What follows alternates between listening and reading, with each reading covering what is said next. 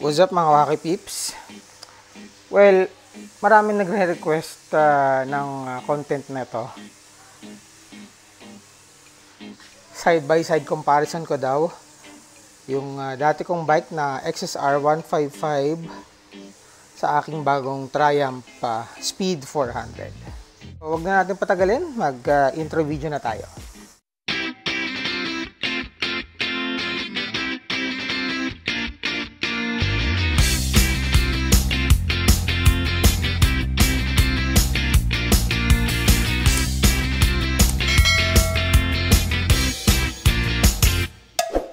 Alright, so kwentuhan session nga tayo for today's video. Bago ang lahat, if bago ka sa aking channel, make sure to subscribe. Hit mo yung notification bell para updated ka sa lahat ng mga bagong videos na ipopost ko. Also, you can like and follow me on my Facebook, Instagram, and TikTok account. So, hindi ko na siya inilipat dito sa pwesto ng may kotse kasi medyo madilim dito, hindi nyo ma-appreciate. Mas okay na dito, medyo maliwanag. Ayan. So, yan yung dalawa kong motor ngayon. So, itong nasa kaliwa, ayan ang aking XSR 155 model 2020. Pero nabili ko ng January 2021 na.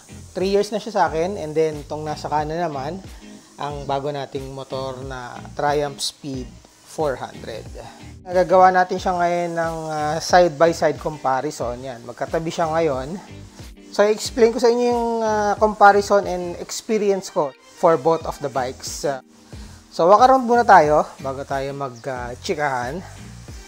So, dito tayo sa side.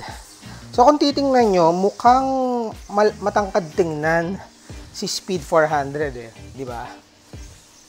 Ang taas ng handlebar niya. Ayan.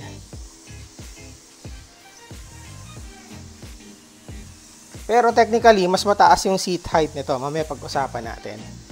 So, walk around muna tayo. Ayan. Yan siya. Side by side. Tapos dito tayo sa likod. Ayan. Yan yung mga handlebar niya. Oh. Diba? Kung titingnan nyo, ang taas tignan ni Speed 400 eh. Compare kay XSR 155. Diba? Mataas siyang tignan. And mas bulky talaga yung tingnan yung engine niya compare sa XSR 155. Ayan, kung titingnan sa anggulong to, yan, di ba? Ang taas ng handlebar ni Speed 400 compare kay XSR 155. Ayan. Yan naman yung gulong niya. So technically mas mataba gulong nito compare kay XSR 155. So yan siya. So start tayo sa engine. So obvious naman na ang laki ng pinagkaiba ng engine ng dalawang to, no? So for XSR, we have 155cc. Tapos sa Speed 400 naman, meron tayong 398cc. So both single cylinder yung dalawang yan. And in terms of horsepower, ang difference niya is obviously around 21 horsepower. Kasi ito kasi is 19 horsepower. Sa Speed naman is 40 horsepower.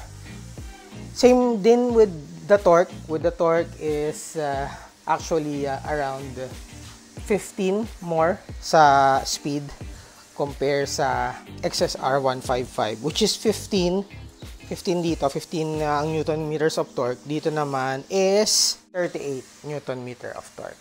Ayan. So in terms of power nito, masasabi ko na, well, for XSR 155, it's a beginner-friendly motorcycle yan. Kung gusto niyo mag-start ng manual na motor, mare-recommend ko talaga tong XSR 155. Ito namang Speed 400, since 400cc nga siya, best beginner big bike siya. Pero kung gagawin niyo siyang beginner bike, better na mag-start muna kayo sa 155 before kayo tumalon sa 400cc. Kasi iba talaga yung difference ng power ng 155cc sa 400cc. Speaking of power, masasabi ko na iba talaga yung power ng 400cc compare sa 155cc. Although ang 155cc na gamit tong bike na to, since 3 years na nga siya sa akin, hindi niya ako binitin sa kahit na anong situation or any long rides, short rides. solid siya. Ito, since 7 days pa lang din naman sa akin, solid din naman siya, pero gagawa din tayo ng long-term review para dito sa bike na to. So, overall, okay naman pareho yung engine nila. So, pagdating naman sa suspension, makikita nyo parehong mataba ang suspension ng mga yan. Kasi parehong 43mm upside down fork. Color gold nga lang ito. Yun sa Speed 400. Sa XSR 155 kasi is color black. So, parehong non-adjustable ang suspension ng dalawang ito. Pero pagdating sa likod, which is parehong monoshock, adjustable yon pareho. And pagdating naman sa gulong, sa front, ayan, pareho silang 17-inch eh. Medyo mataba lang siguro, tingnan yung Diablo Rosso 3 compare sa Beast tire na nakalagay dito. And kung makikita nyo, yung disc brake ng XSR 155 is nandito sa left ko. Dito naman sa Speed 400 is nandito sa kanan. Ayan. So, yun yung gulong niya sa harap and suspension. Punta tayo sa likod para mapakita ko rin yung gulong nila sa rear. Ayan. Sa rear, pareho lang din silang naka-single disc. Ayan. Ang difference nga lang is 150 dito kay Speed 400. Kay XSR 155 is 140. Ayan. Medyo madumi nga lang siya. Ayan. Makikita nyo yung difference. Medyo mataba lang to ng konti. Ayan. And another difference is that yung chain nito ng Speed 400 is nandito sa right side. Ayan, oh. Pagdating naman dito sa XSR 155 is yung conventional na nasa kaliwa. Ayan, yun siya. Diba? So, punta naman tayo sa seat height. So, for the seat height, dito na tayo para kita nyo yung angulo. Yan, ah. Ang seat height ng XSR 155 is 810mm. Dito naman sa Speed 400 is 795mm. So, kung mapapansin nyo, di ba, parang ang taas ng Speed 400. Gawa kasi ng bulky siya compare sa XSR 155. Or, since 3 years na nga sa akin tong XSR 155 ko, bumaba na rin yung suspension niya sa katagalan. And makikita nyo yung difference nung taba ng upuan nila. Ito kasi malapad eh. So, yun yung nagpapataas sa kanya eh. Unlike dito sa Speed 400, ito, narrow kasi ito eh. Kaya madali mo siyang i-flat foot. Tapos, in terms of comfort, ay ibang-ibang Speed 400. Ito, sobrang tigas sa XSR 155.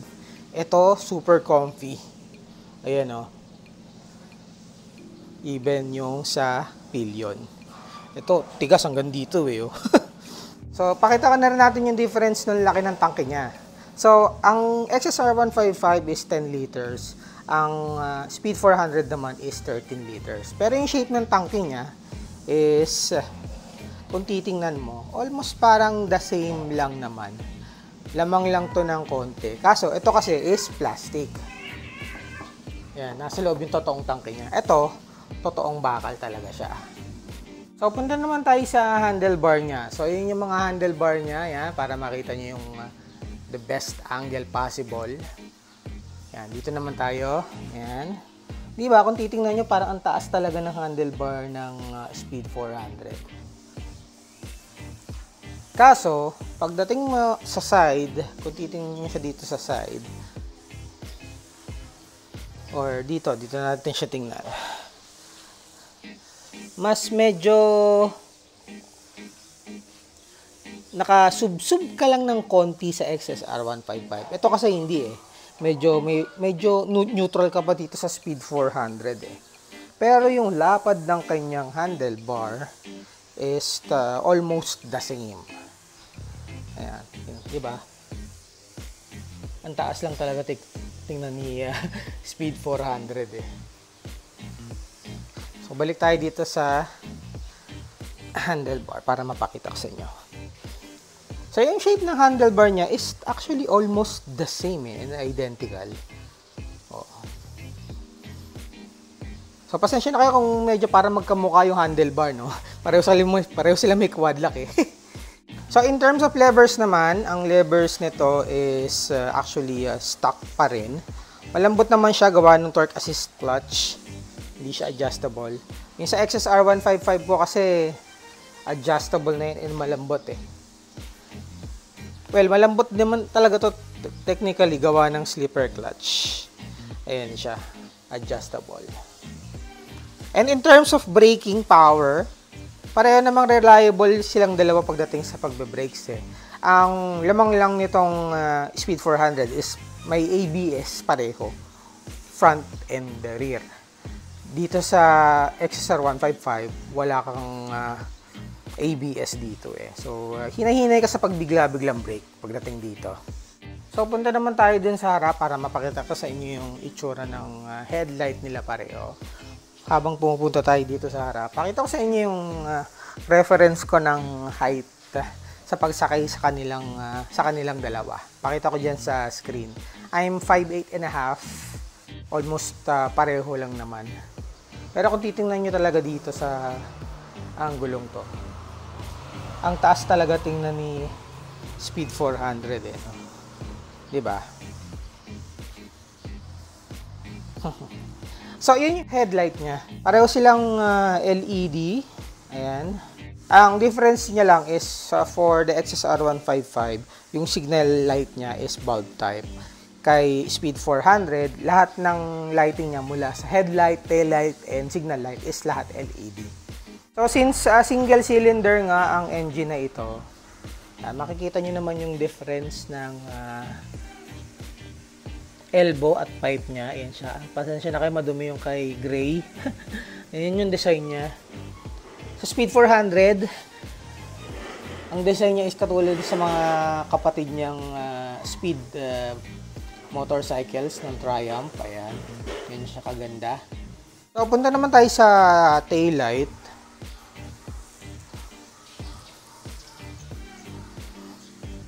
Yan, para makita niyo yung difference niya. Yung kay XSR 155 is naka-tail tie din na siya. And napalitan ko na rin yung signal light niya katulad dun sa harap. Ito, hindi pa siya naka-tail tie di since bago pa lang siya. Wala pa siya masyadong accessory sa market. So, both LED yung tail light nila.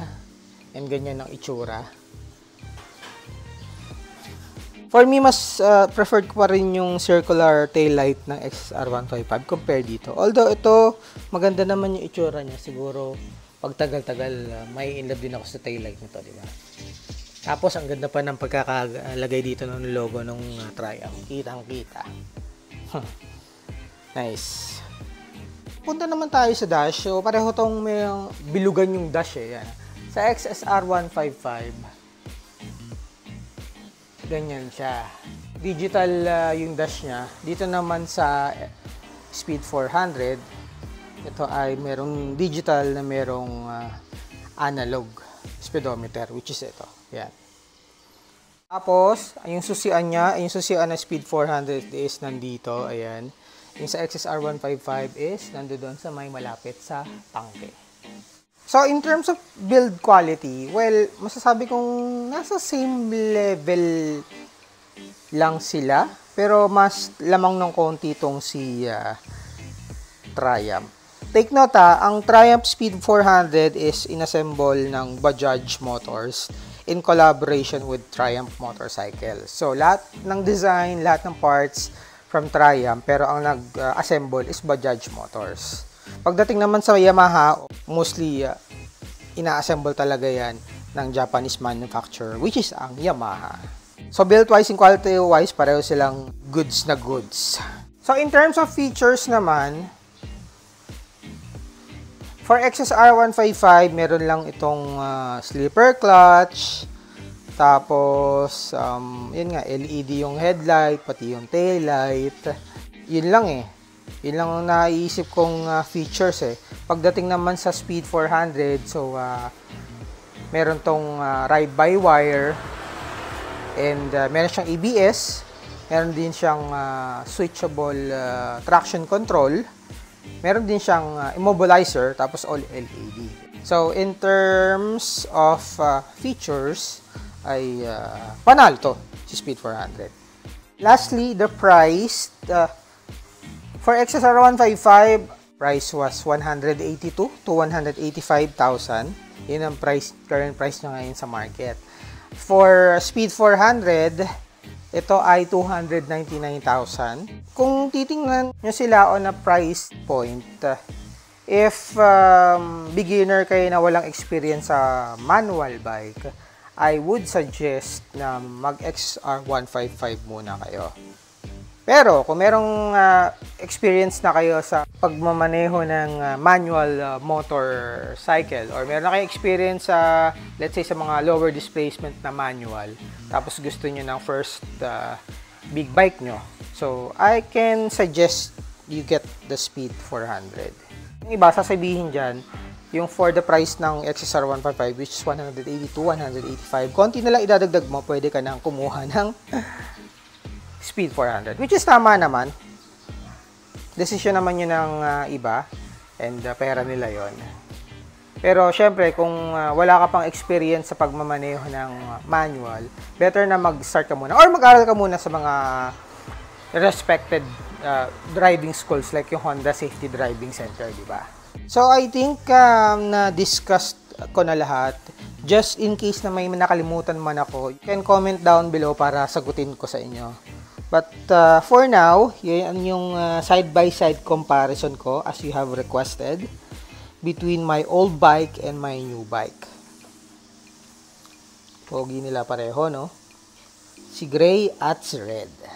Well, anyway, kung nagustuhan nyo itong video na to, make sure to like, comment, share, and subscribe. And hit nyo yung notification bell para updated kayo sa lahat ng mga bagong videos na ipopost ko, okay? So, stay safe po sa ating lahat and ride safe po sa ating mga motorista. Enjoy the rest of your day and I will see you all on my next video.